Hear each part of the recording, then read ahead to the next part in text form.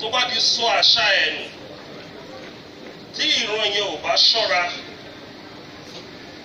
tí Ọlọ́run ò bá wà lẹ́yìn ìran yẹn tí ò bá ṣọ́ra kó máa parun. Mo rántí nígbà tí mo wà kékeré dádì mi ó fẹ́ràn sákárà púpọ̀ tó bá ti di aago 5 táwọn bá wọ̀ wá lára ó jẹ́ awakọ̀ sákárà ló máa fi ń jí wa lórí ẹni là ń sùn sí nígbà yẹn.